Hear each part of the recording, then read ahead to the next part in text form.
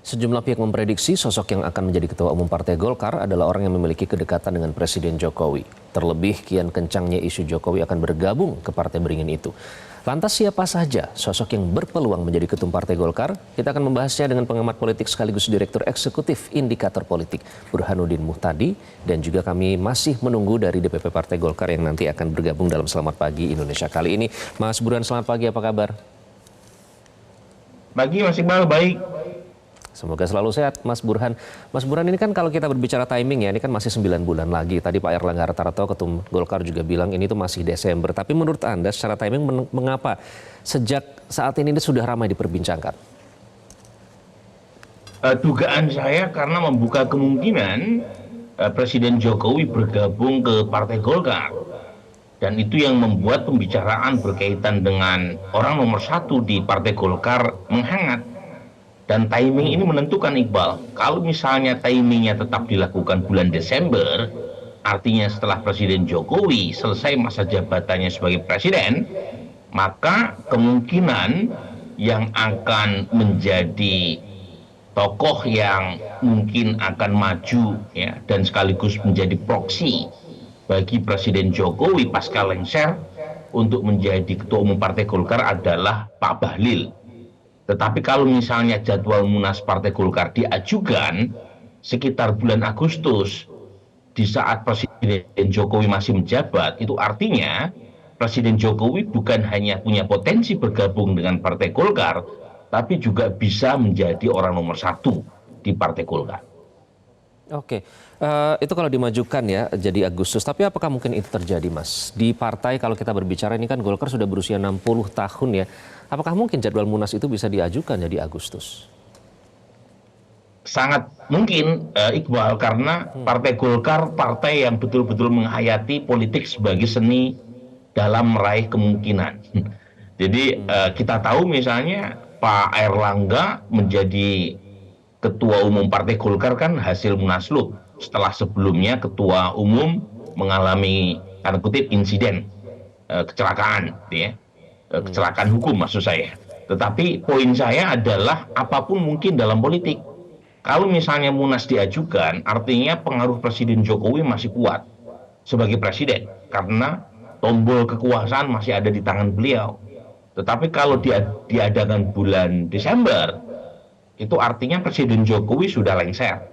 Dan presiden baru, dan kalau misalnya mengikuti hasil sementara KPU, yaitu Pak Prabowo Subianto, tentu punya kepentingan yang bisa jadi berbeda dengan kepentingan Presiden Jokowi terkait dengan Golkar. Jadi yang punya kepentingan ini bukan hanya orang Golkar saja, tetapi terutama adalah kekuasaan. Jadi presiden siapapun itu pasti menghitung Golkar.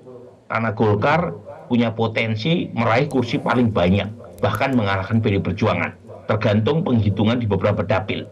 Tetapi kalaupun toh misalnya Golkar tidak meraih kursi terbanyak, artinya kalah dibanding PD Perjuangan, kursi Golkar paling besar di antara partai pendukung Prabowo Subianto.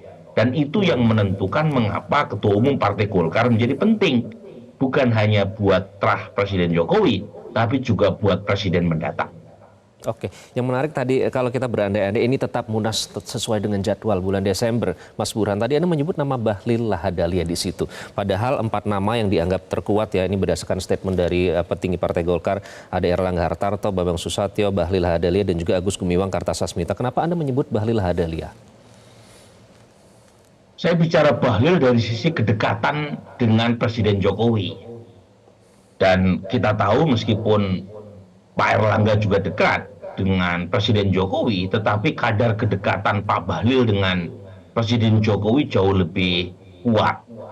Dan mungkin ya ini berkaitan dengan positioning politik ya, Presiden Jokowi pasca 2024 setelah beliau tidak lagi menjadi presiden. Kalau misalnya orang dekat, Iqbal, itu kan biasanya trust-nya atau tingkat kepercayaannya lebih tinggi. Dan mungkin di antara 3 nama itu trust Presiden Jokowi kepada Pak Bahlil yang lebih tinggi.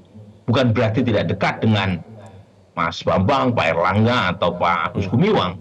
Tetapi kadar kedekatan secara personal, ya dugaan saya di antara 4 nama itu Pak Bahlil yang lebih punya. Emang kenapa sih harus ada orang dekat yang menjadi ketua umum Partai Golkar? Menurut Anda, analisis Anda? Lagi-lagi ini berkaitan dengan posisi Presiden Jokowi yang membutuhkan semacam kendaraan politik pasca lengser. Ya, jadi kedekatan menjadi krusial. Sebab kalau misalnya Presiden Jokowi sudah tidak menjabat, kemudian Partai Golkar berada di tangan orang yang tidak terlalu dekat dengan Presiden Jokowi, itu secara politik bisa merugikan buat Presiden Jokowi. Dan jangan lupa sekarang sudah mulai muncul terutama dari PSI berkaitan dengan usulan Presiden Jokowi sebagai ketua perkumpulan atau koalisi partai-partai pendukung Jokowi, pendukung Pak Prabowo. Ya, dan mereka mengusulkan Presiden Jokowi yang menjadi ketua atau perkumpulan partai-partai pendukung Pak Prabowo Gibran setelah keduanya menjadi pemimpin nasional 2024 bulan Oktober ini. Nah, pertanyaannya adalah ada dua nih. Posisi sebagai ketua perkumpulan tadi itu dimungkinkan kalau Presiden Jokowi punya cengkraman secara politik kepada salah satu partai di barisan koalisi pendukung Prabowo Subianto. Kalau misalnya Presiden Jokowi hanya mencengkram PSI terlalu kecil, tentu diperlukan partai-partai yang cukup besar di parlemen, dan di antara partai pendukung Pak Prabowo yang paling besar adalah Golkar. Jadi di situ hubungan mengapa Golkar menjadi sangat penting dalam skenario Presiden Jokowi pasca lengser. Nah, pertanyaannya adalah apakah keinginan Presiden Jokowi ini dijalankan secara langsung, artinya Presiden Jokowi menjadi ketua umum Partai Golkar secara langsung, atau melalui proksinya. Sebab kalau misalnya dijalankan secara langsung, Presiden Jokowi terbentur oleh aturan, karena minimal 5 tahun harus menjadi pengurus sebelum menjadi ketua umum. Tetapi kalau misalnya dijalankan melalui proksinya, pertanyaannya di antara 4 nama itu, siapa yang paling punya potensi karena trust atau chemistry yang paling dekat dengan Presiden Jokowi. Nah, pertanyaan berikutnya adalah apakah elit Partai Golkar yang lain ikhlas kalau misalnya Presiden Jokowi itu memilih proksi tertentu untuk menjadi ketua umum Partai Golkar. Dan terakhir, ini juga nggak kalah penting, apakah Presiden Prabowo kalau beliau dilantik itu memberi keleluasaan buat Presiden Jokowi menjadi ketua umum Partai Golkar.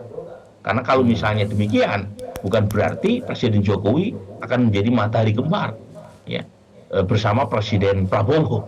Jadi ini hubungan-hubungan yang tidak mudah untuk diselesaikan, karena berkaitan bukan hanya dengan internal Partai Golkar, tapi juga dengan kekuasaan. Oke, baik, kembali ke nama Bahlil. Nanti kita akan bahas lebih lanjut usai jeda. Karena kalau kita lihat dari nama-nama tersebut, kalau dilihat dari kedekatannya dengan Pak Jokowi kan bukan hanya memuja-muja, karena kalau yang lain kan istilahnya memuji kinerja dari Pak Jokowi, tapi hanya Bahlil kalau saya lihat yang berani pasang badan ya, bahkan pada saat ada soal 3 periode maju dan menyatakan bahwa itu salah saya, kata Pak Bahlil. Nanti kita akan bahas lebih lanjut. Tetaplah bersama kami di Selamat Pagi Indonesia. Anda kembali di Selamat Pagi Indonesia, pemirsa, masih membahas terkait dengan bursa calon Ketua Umum Partai Golkar yang masih akan sebenarnya sesuai jadwal akan berlangsung pada Munas Desember 2024. Tapi ada kemungkinan untuk dimajukan dan ada beberapa nama yang mencuat di situ. Nah, salah satunya adalah Bahlil Lahadalia. Mas Burhan, ini kan Pak Bahlil ini termasuk yang salah satu yang selalu pasang badan ya. Kalau dilihat dari kedekatan memang terlihat sekali bahwa di antara 4 nama itu paling dekat adalah Pak Bahlil. Nah, ini apakah artinya secara power, secara relasi kuasa, Pak Jokowi ini setelah lengser akan masih bisa menggunakan powernya di partai sekelas Partai Golkar yang sudah sangat matang secara birokrat, secara sudah 60 tahun berdiri begitu. Apakah masih besar power Pak Jokowi? Makanya tadi saya mengatakan timing pelaksanaan Munas itu menentukan. Kalau misalnya dilakukan bulan Desember, power Presiden Jokowi akan menurun karena beliau sudah tidak lagi menjadi presiden secara formal. Tapi kalau misalnya Munas Partai Golkar diadakan di masa beliau masih menjadi presiden, entah bulan Agustus, entah bulan September, kemungkinan Presiden Jokowi masih punya power. Meskipun lagi-lagi ya itu akan di-overshadow dengan posisi Prabowo Subianto kalau beliau resmi dilantik sebagai presiden. Jadi jangan lupa yang punya kepentingan terhadap Golkar bukan hanya elit internal Partai Golkar, Presiden Jokowi, tapi juga presiden mendatang. Jadi di situ kuncinya. Kalau misalnya dilakukan setelah bulan Oktober, artinya setelah Presiden Jokowi lengser, maka kemungkinan ya eh, calon yang maju itu juga tidak hanya mencari restu Presiden Jokowi, tapi juga mencari restu Presiden Prabowo.